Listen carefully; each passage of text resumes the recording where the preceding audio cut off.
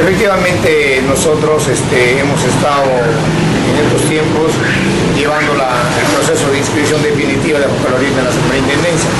Y la superintendencia nos ha estado alargando el plazo, pero felizmente el día 3 de febrero ya llegó un documento de la superintendencia en el cual nos están haciendo ver los dos últimos puntos de la nota técnica en cuanto a la severidad de accidentes. Entonces, debido a esto, nosotros estamos haciendo actividades con las asociaciones para poder tener un archivo donde que se tenga la secuencia de los accidentes de los años pasados por asociaciones en coordinación con la policía y con el hospital que manejan los índices de accidentes, ¿no? Nuestra realidad en Loreto y en Yurimaguas básicamente y en Quitos, el índice de siniestralidad es altísimo, ¿no?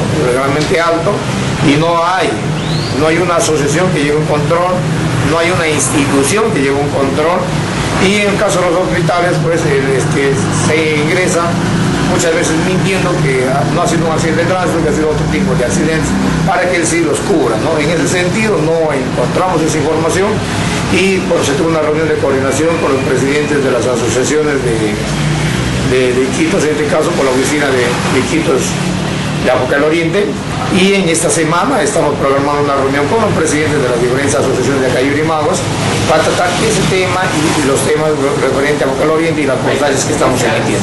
Bueno, en la actualidad, pues en esta ocasión las asociaciones de nuestra región de Yurimaguas básicamente quizás no se encuentran legalmente organizados, y esto va a permitir quizás esta reunión, amigo de Alcibiades, de que pues las asociaciones estén legalmente constituidas.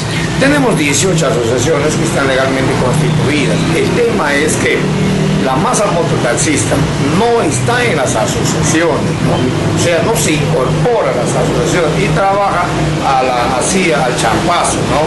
Trabaja al escondido, no trabaja formalmente, legalmente como se debería trabajar para garantizar el servicio público a la población. Si nosotros vimos por asociaciones, tenemos un marco de 500 mototaxis que están legalmente constituidos, pero si miramos el panorama tenemos de 1.000 a 5.000, o sea, calcula, porque no hay una cifra exacta, ¿no? Que hay de 3.000 mototaxistas, pero repito, de los cuales solamente 500 a 600 están en las asociaciones y ellos están legalmente constituidos, ¿no? Uno que otro documento que está en proceso, pero están organizados, tienen vida orgánica, están trabajando y hay una confianza, están identificados con sus chalecos, con sus polos, y hay una confianza para la población. Lo que sí aquí va la recomendación es a la población que utilice el servicio de vehículos que estén plenamente identificados. Tú sabes, con esto de los robos, los asaltos y todo lo que pasa, la población tiene que empezar también a trabajar en este aspecto de la concientización. ¿Para qué? Para que justamente cuando subas a un vehículo diga, señor, tiene su documento, tiene su licencia, de qué asociación es, entonces hay una credibilidad y una confianza. Porque si nosotros como usuarios subimos a un mototaxi que no tiene identificación, que no tiene su número en la tonda, lógicamente, ¿a dónde vamos a reclamar? ¿A dónde vamos? ¿Con qué alguna forma de reconocer ese vehículo o al conductor? Entonces, si la población también participa en este aspecto, lógicamente esto va a crecer, ¿no? Se va a contagiar. Más los medios de comunicación, las asociaciones, las autoridades, vamos a lograr, al menos no quizás acabar con la inseguridad, pero vamos a contribuir con la seguridad ciudadana, ¿no? Y vamos a permitir que nuestro pueblo tenga un buen nombre, ¿no? Y no se esté como en las otras ciudades, es que los motociclistas esto, que los motociclistas lo otro, que los motociclistas...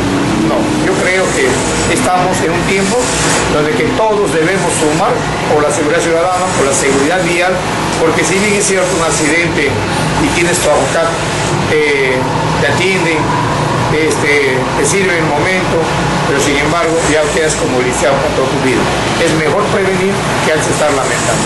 Ahora, bueno, hablando en el tema de lo que es Apocal Oriente, precisamente, bueno, cubre no solamente lo que es la región Loreto, en otros últimos tiempos la Apocal Oriente también valida, en este caso, aquellos que puedan adquirir, que puedan quizás trabajar en esto en alguna parte de la región de San Martín, el señor Escalón? Mira, a ver, la región de San Martín tiene dos AFOCAS. Y estas dos AFOCAS, gracias al gobierno regional, tiene una ordenanza de 012, la cual permite que todo vehículo que circula dentro de su región puede transitar, es opcional, puede transitar con una AFOCAS o puede transitar con SOA. O sea, ellos eligen. En el caso nuestro, también estamos en ese propósito. Nosotros, acá en Loreto, tú puedes transitar, tú puedes comprar tu SOA o puedes comprar tu AFOCAS. Eres libre, ¿no es cierto?